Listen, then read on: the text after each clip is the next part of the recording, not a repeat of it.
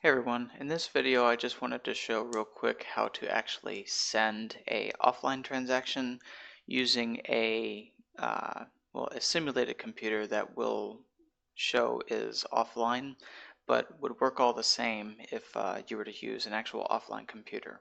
So what we're looking at here is an online computer, and we're basically going to just start from step one. So this is my online computer. I'm using the actual MyEtherWallet domain site, and then the address here is actually the offline address. So that's what you want here, is the address that supposedly has never touched the internet before. So this would be your cold storage, your offline storage, whatever you want to call it. That's this address. So I'm going to hit generate information. This is going to give us a gas price and a nonce for this address. So the nonce will increase as you send transactions from this address, but it's unique to this address. So that's actually how we can sign and send transactions offline. So what you want to do is you want to take this gas price and you want to copy and paste it into a text file onto your thumb drive, or you can write it down since it's not too hard. I'm just usually not good with the numbers of zeros, so I'll highlight it by 3 just to make sure, and it looks like it's 21 billion for the gas price. So cool. Now what we're going to do is we're going to go over to our offline computer. We can see that I was just doing some tests here, and basically you would plug in your thumb drive now, grab that number, and then open up the local MyEtherWallet in your browser, and then you can close out of that pop-up. I can show here that I'm still offline on this computer. It's never even seen the internet before.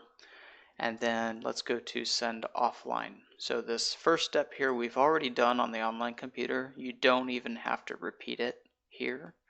We just have to do the steps for step 2 on this computer. So here, let's just go ahead and reload that. I want to send it to this address here. So I'll paste that in here. And it's actually a good idea to, in that text file, to go ahead and copy and paste in the address that you want to send to as well, because typing this is, the chance of failure is just so high for getting something wrong. You might as well just copy and paste it in there. So the value, I'm just going to send 0.5 ether, and then I'll leave the gas limit the same, and then that gas price is what I copy and pasted here. And then this nonce I already know is still 0. I'm not going to send any data. Now on this one, how I want to access my wallet on this one is I'm going to use my private key. Chances are you would use the keystore/JSON file. This one I just didn't because it's Ropsten network, and I had to use a faucet, and I could only get that to work right now with MetaMask, so I just wanted the private key. So either way is fine though. All the end result is you signing a transaction, and it's all the same. So I'm going to unlock that, and then we scroll down a little bit further as long as it says that this wallet was successfully decrypted, and we'll generate the transaction. So the signed transaction we can actually keep. What this is we're just applying our private key to this raw transaction and getting a signed transaction. So now that I got this, let's go ahead and save this onto my text file. And then we can go back to the browser.